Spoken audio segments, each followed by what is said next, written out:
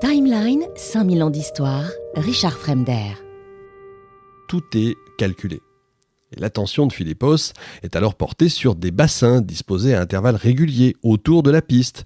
Le guide lui explique que ces bassins, alimentés directement par des sources souterraines, servent à rafraîchir les athlètes et les spectateurs qui doivent supporter la chaleur étouffante du soleil de midi en plein été. On dirait qu'ils auraient pu faire ça en hiver, mais non. La foule se presse pour obtenir les meilleures places sur le contrefort du mont Kronion ou sur les remblais artificiels qui forment les trois autres côtés.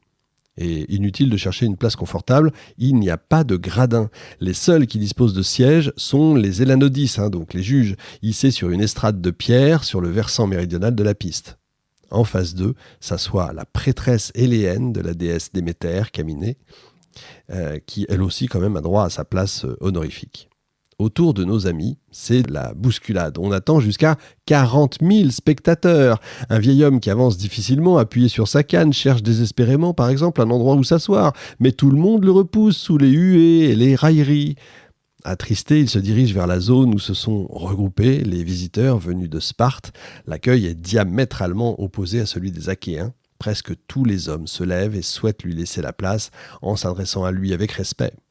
Ravi, ému, le vieillard s'écrie « Les Grecs connaissent les règles de la politesse et de la bienséance, seuls les Spartiates les pratiquent. » Évidemment, tout ça n'est pas inventé, tout ça vient de textes existants. Philippos et ses amis choisissent de s'installer sur la pente du mont Kronion, sur l'herbe desséchée, impatients de voir arriver les athlètes. Tout le monde est prêt à se lever et à jouer des coudes pour les voir courir.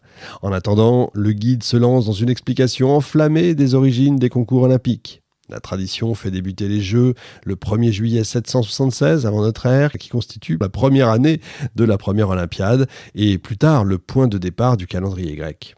À l'origine, il n'y avait qu'une seule épreuve, la course à pied, dromos, sur une longueur d'un stade, c'est-à-dire un sprint d'un peu plus de 192 mètres environ. Il faut le faire. Le premier vainqueur connu en tout cas, est un certain Coroïbos d'Élis, qui a eu le privilège de donner son nom à l'Olympiade. Une tradition qui sera perpétuée avec ses successeurs, dont le souvenir reste gravé dans les mémoires pour la postérité. La course à pied, seule épreuve des Olympiades durant les 13 premiers Jeux, reste la plus prestigieuse. Selon Pindare, dans ses Olympiques, en 468 avant notre ère, les magistrats décident de consacrer 5 jours aux 6 épreuves qui existent alors. La course du stade, la lutte, le pugilat, la course de quadrige et les lancers du disque et du javelot.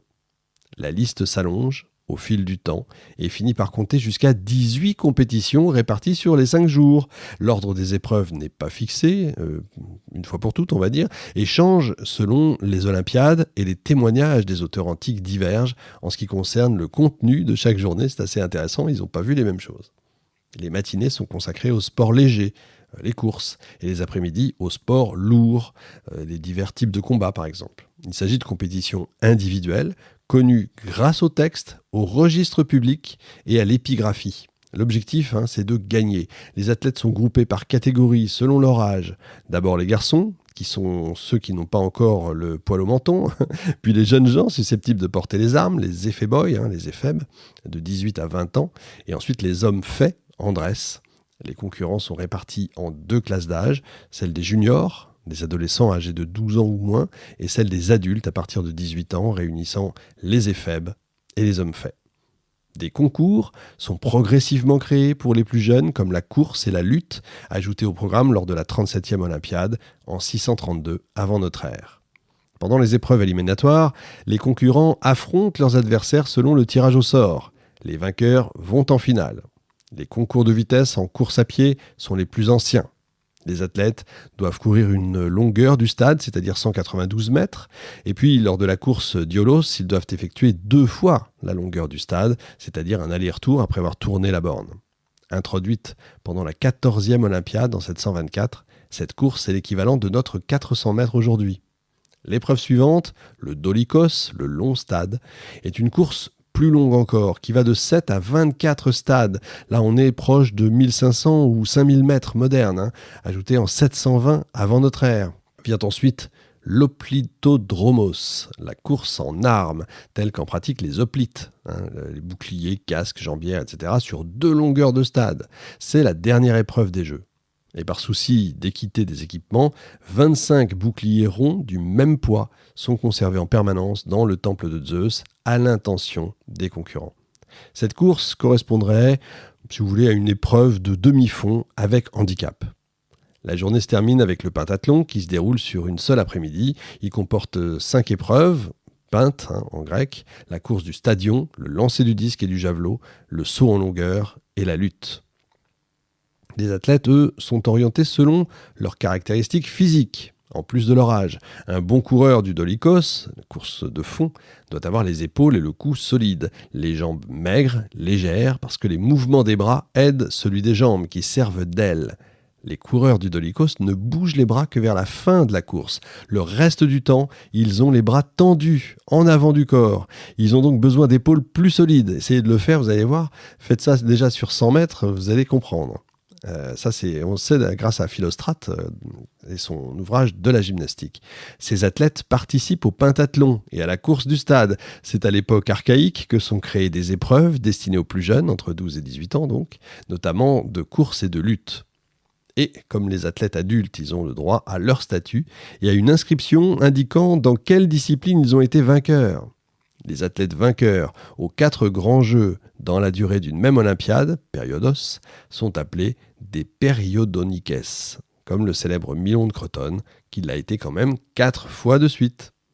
La tradition veut que les villes grecques élèvent une statue, donc, en l'honneur des athlètes vainqueurs, mentionnant leur nom, celui de leur père, et leur victoire. Le vainqueur aux Jeux panhelléniques reçoit le suprême honneur de rentrer en triomphe dans sa cité sur un quadrige, accompagné d'une procession au flambeau, et il reçoit alors toutes sortes d'avantages, j'en ai déjà parlé dans la première émission. À Athènes, il reçoit 300 drachmes selon, mais les récompenses varient selon les villes. Ils peuvent être exemptés de contributions matérielles ou financières, nourris aux frais de l'État et présidents aux fêtes locales et aux jeux publics. La carrière d'un athlète dure jusqu'à 35 ans, ou un peu plus si elle est couronnée de succès. Une fois à la retraite, ils se reconvertissent dans une fonction militaire ou politique, ou restent dans le domaine sportif en entraînant les jeunes athlètes, ravis eux aussi de bénéficier de l'expérience et des compétences de champions internationaux. Ça y est, la trompette retentit. Le cortège officiel pénètre dans le stade. Les Élanodis sont vêtus de longues robes pourpres. Ils se dirigent vers leur siège. Enfin, les athlètes arrivent, accompagnés de leurs entraîneurs sous les acclamations du public. Les ambassadeurs des diverses cités grecques et les invités de marque se dirigent vers les sièges qui leur sont réservés. L'instant est solennel et le silence se fait dans le stade. Alors s'élève la voix formidable du Sicilien Archias de Mégara Iblea qui, la veille, a remporté le concours des héros pour la 3e fois de suite.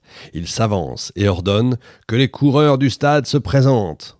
Et puis, un par un, il égrène les noms des différents participants et leur patrie. Les juges prononcent un court discours pour les encourager avant d'effectuer le tirage au sort qui détermine la place de chacun des coureurs. Les cris et les applaudissements des spectateurs accompagnent la liste des noms des athlètes, surtout s'ils se sont déjà distingués par des victoires aux Jeux panhelléniques. Philippos est emporté par cet enthousiasme qu'on éprouve nulle part ailleurs qu'à Olympie. Timeline, 5000 ans d'histoire, Richard Fremder.